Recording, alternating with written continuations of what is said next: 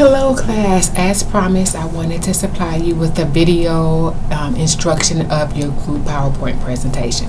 So do not stress. I've received a couple emails and a couple students have stopped by my office. You are not required to have to meet face to face to accomplish this group presentation.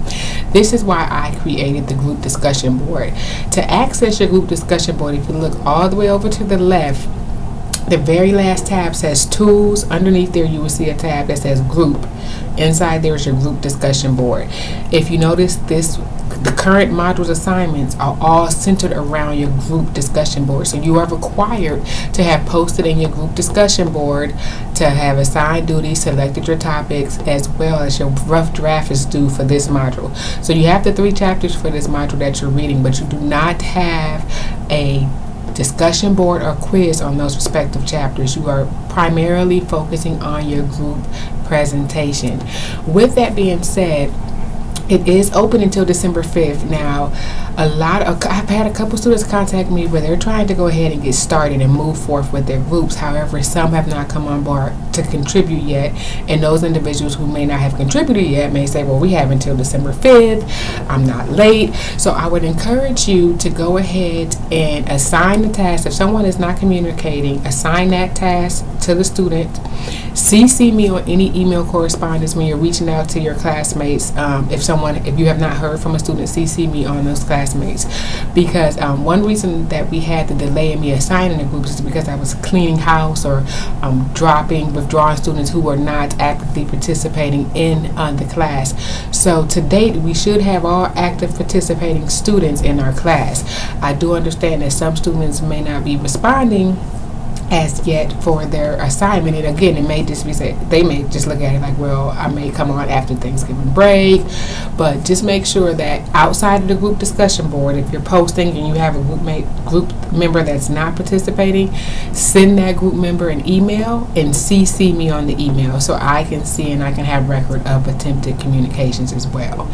So about your group presentation, I am hoping that this is an opportunity for you to work and actually talk and collaborate with your colleagues. A lot of times in the online class, you have your discussion board and you post a reply only because you have to.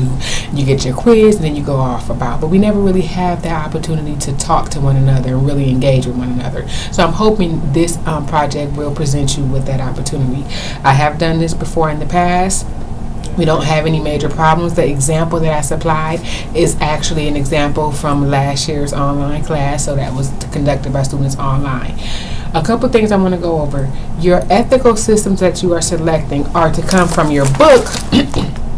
In chapter 2, when we talked about determining moral behavior, so you have utilitarianism, ethics, ethical formalism, religion, ethics of care. You have all of those. So make sure when you're looking at your ethical systems that you're referencing chapter 2.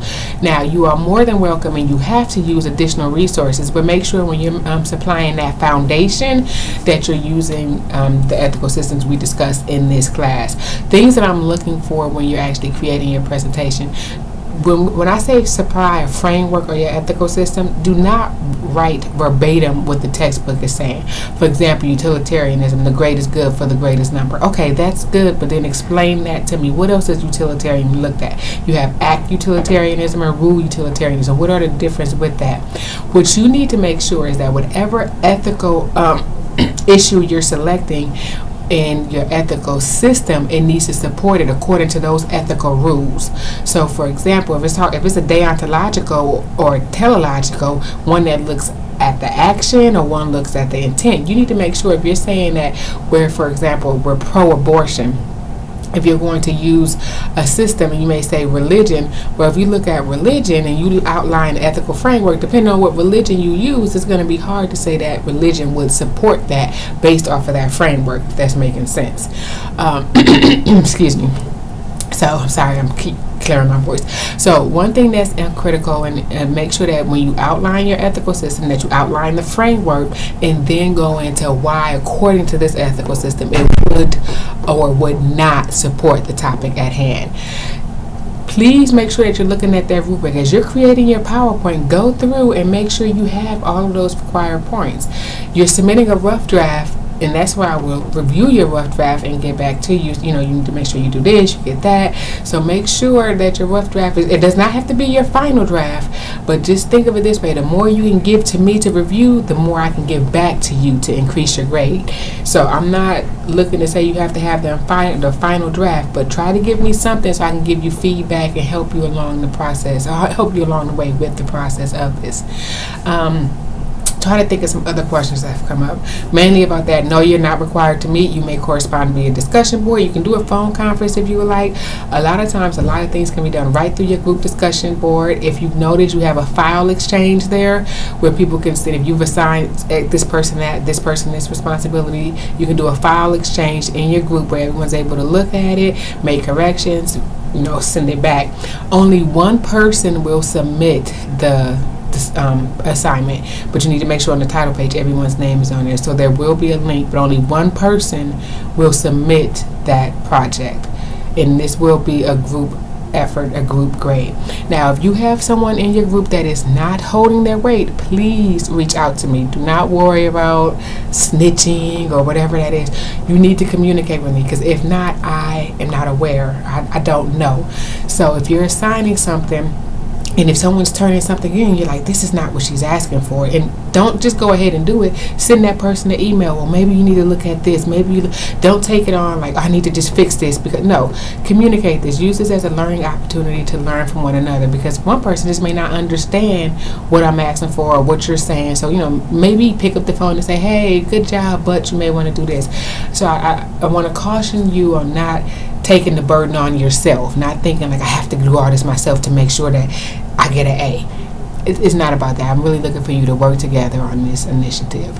I think that's pretty much it. I just wanted to come online to actually go through the instructions, what I'm looking for. I'm going to pull up the rubric and go line by line, see if we have any questions on that.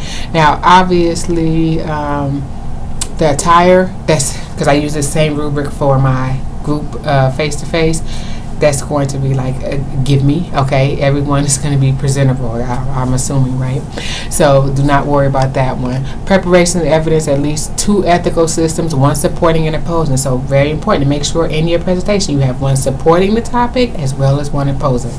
The impact of visual aids, your slides, how organized were they? Did you have a bunch of, which I will say, like the one PowerPoint that I gave an example of was not necessarily the perfect PowerPoint. So don't assume just because I gave that one there was 100% A+ on that, but they did have some, but it was a good presentation. I didn't put up a poor example. But with your slides, it's colorful, organized, you have your bullets, easy to follow along with that. You want to make sure you have the introduction, everything clear and concise. What I say is label introduction, history, case study. Use those as subheadings when you're going through your PowerPoint for that. Demonstrate an understanding of the material. Again, I'm looking to say, okay, did you just write everything from the book and put it in your PowerPoint? I want you to use your own words. I want you to make sure that it's not just verbatim, but you're able to synthesize some of this information so you learn this and now you can apply it to something. So that's what I'm looking for in that. At least 3 sources outside of your textbook, which is pretty simple if you think about it. You have to have a case study. So that's one right there, right? A case study is going to have a source. So 3 sources outside of your textbook. Make sure you're going through that. Being able to clearly answer questions and explain material. If I send you a question, you can answer it. So again, I may shoot you a question. I'm going to expect you to be able to answer it. I may come on your discussion board and ask you a question. Can you answer that? We already talked about attire, creativity, where you creative and how you do it. Anyway, so we've had some people, you may do a little video of yourself and embed it into your PowerPoint. You may have a conversation. Maybe you found a video clip. Maybe you do a little lecture like how I'm doing right here and you put it in. So creativity, something that, what can you bring to this? So add some stuff to it. How creative can you be? So maybe you're going to do a slide with different, if you're doing gun, I had one with gun control, different guns. It's a nice little video out there where it shows a guy going through and come to find out he had like 10 or 20 guns just concealed, on himself. So maybe you can find interesting videos to add to it to highlight what you're bringing home. Case study is just that. A case study is something that, of actual case, highlighting what your topic is.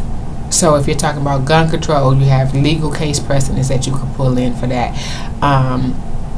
abortion, obviously Roe versus Wade will be under the historical part, but then you have some more updated cases that you would bring in there. So something, a case, a legal precedent, a real life story, something happening on whatever topic it is that you're talking about.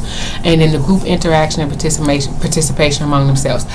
I grade that based off group discussion board. That's why I'm asking you to use your group discussion board. So if you meet outside of class or outside of your group discussion board, make sure you go on and still say, hey guys, there was a great meeting, such and such was there, something, so I know. Because if I log onto your group discussion and I don't see any conversation taking place, I'm assuming someone's not participating. Or if I see just 3 people and another person is not, again, that's how I'm assessing all of this. So I just wanted to come on to give you an oral presentation of what I'm looking for in your presentation.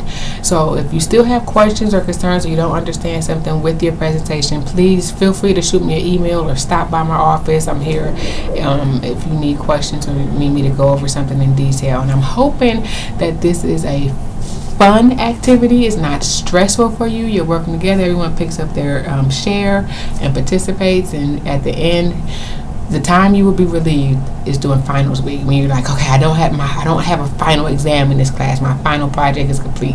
That's when you will appreciate me. Right now, you may not appreciate me. Right now, you're like, really? An online project? Are you serious? But in the end, it will all work out, rest assured, I promise you. So thanks for taking a few minutes to listen to me. If you have any questions, concerns, you know where to find me.